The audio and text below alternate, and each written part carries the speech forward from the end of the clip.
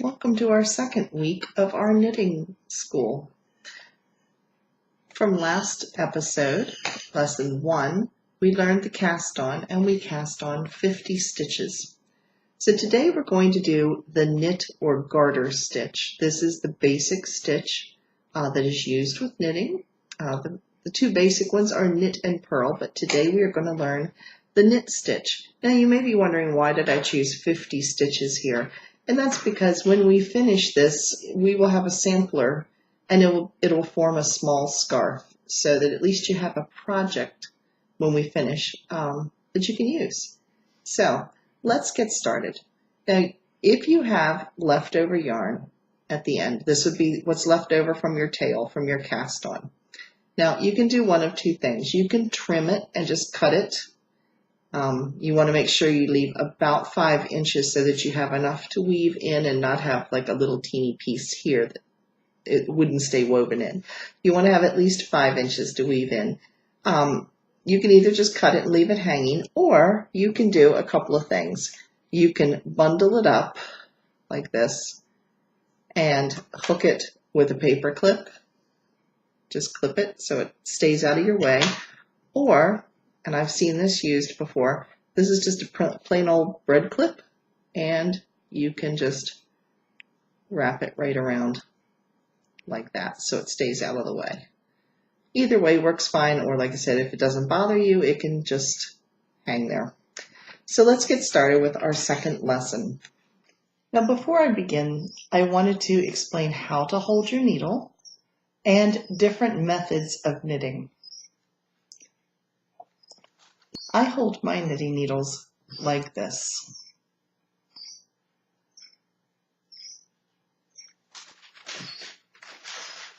So that when I am knitting, my yarn always comes from the back. Now there are different types of knitting styles. I'm going to show you the one I use. I'm going to demonstrate the other two, but I will show you the version that I use. The first knitting type is called continental. Now your yarn, this is the working yarn, it's attached to the skein. Continental knitting, rather than holding the yarn in your right hand, you actually hold it in your left, like this. And instead of wrapping the thread, which you'll see us do, instead of wrapping, you actually grab it with this side and pull it through like this.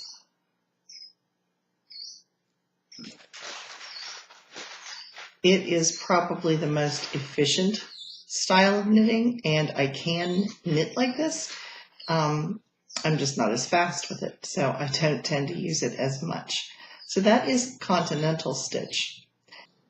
The other method is called flicking. And what flicking is, it's the same method that I'm going to demonstrate that I use all the time. You just don't let go of the needles at any time.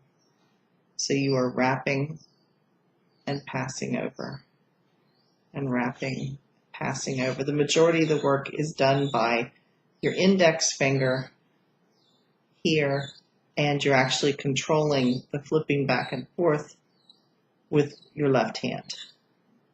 So it's a lot less movement, but it's accomplishing the same thing.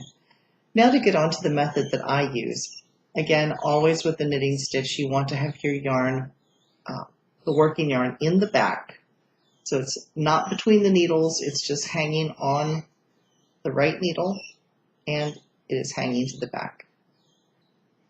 Now I tension my yarn like this, and I'll hold my hand here for a minute so you can see how it's wrapped around. This portion here, this is attached to the skein.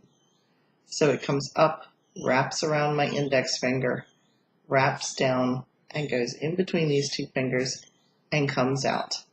I do a style called throwing, which means I actually wrap the yarn completely around the back needle. So I'm actually letting go of the needles for a split second with my right hand, and I'm holding them together with my left. So let me demonstrate what this is.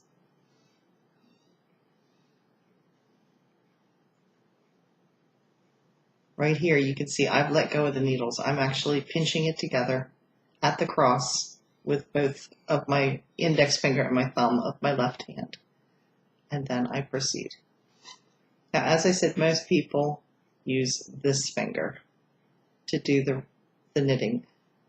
The only reason I don't is for some reason it tends to fall off of my index finger and my tension tends to be a little tight. So I tend to wrap or throw my stitches with my middle finger.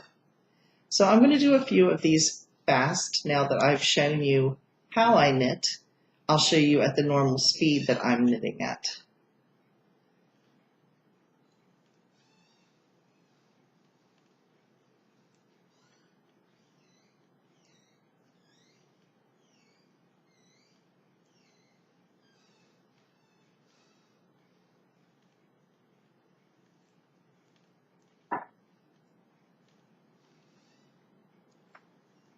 So I hope that gives you an idea of what to do.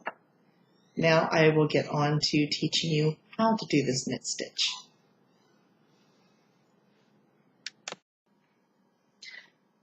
If you used the first cast on method that I showed in the first episode, you're going to catch on to this really quick because it's pretty much the same thing.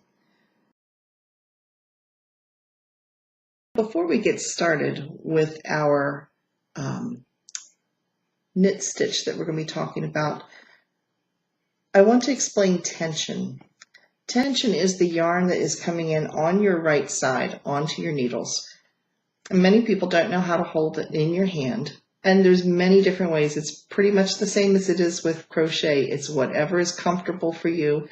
And it gives you a tension that is not too loose or not too tight. You just want kind of a snug fit while you're stitching.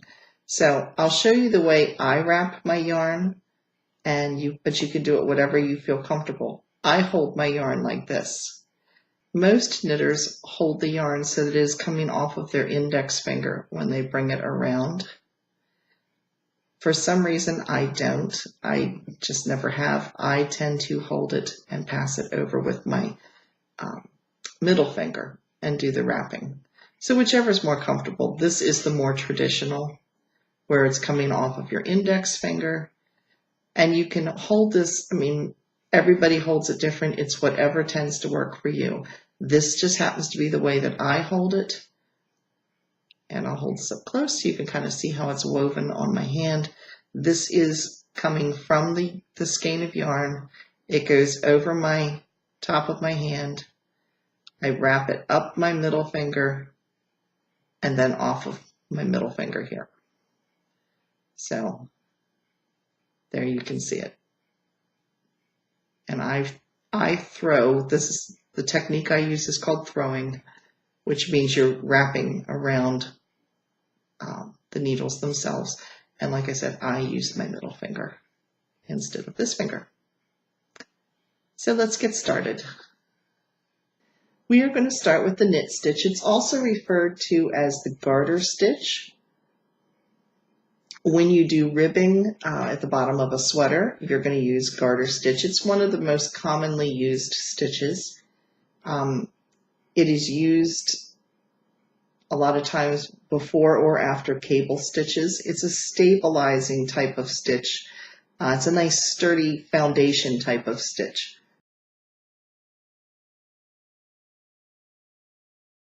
You want to make sure your yarn is always in the back. When you're doing the garter stitch, your yarn, you don't want it in front of you. You're going to do that when you purl. So you want to make sure that your yarn is behind. So here's how we do it. You're going to take your right needle. You're going to go up through the bottom loop, just like you did in the first cast on, so that it forms a crisscross. Then you're going to take your yarn, wind it around the back, the same as you learned in the first cast on, and go between the two needles, so that as you can see, it's now in between. And then the left needle goes over top of the right. There's that stitch. Now, in our cast on, you took this and you put it onto this right needle. But in this case, you don't. This one, it stays on the right needle, and you actually slide it off of the left. So you transfer the stitch. Once you've created it, it transfers to your right stitch or your right needle. So let's do another one. You can take the right needle. It goes from the bottom up through the loop. The yarn winds behind the two needles, around and in between the two. The left needle goes over the top of the right.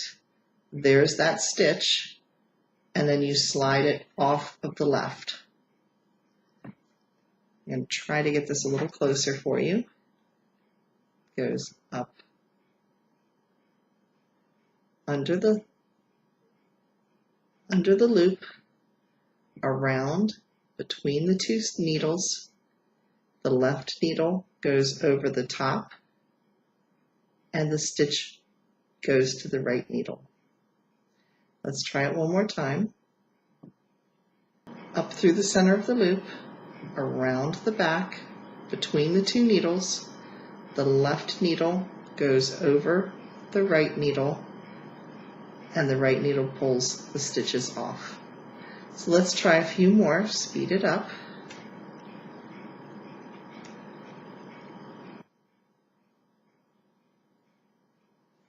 I'll try to hold my hands back a little bit so you can see what is going on.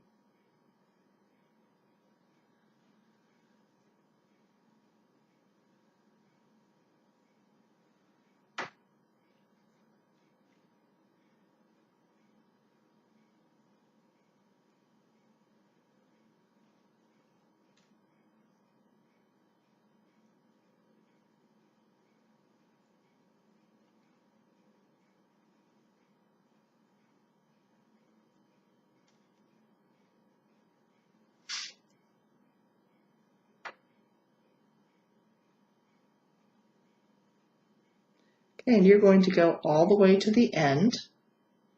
And then when you get to the end, you turn your work and you begin again. So I'll work my way across here, and when we get to the end, I'll show you how to do that. All right, I'm down to 3 stitches to the end. So I'm going to show you what I'm going to do. So 1 stitch, 2 stitches, the 3rd stitch, and now I've reached the end. All of my yarn is now on what was my right needle. All you do, and this doesn't matter whether you're using circular needles or your straight needles, your right needle just now becomes your left needle. You just turn it to your left hand.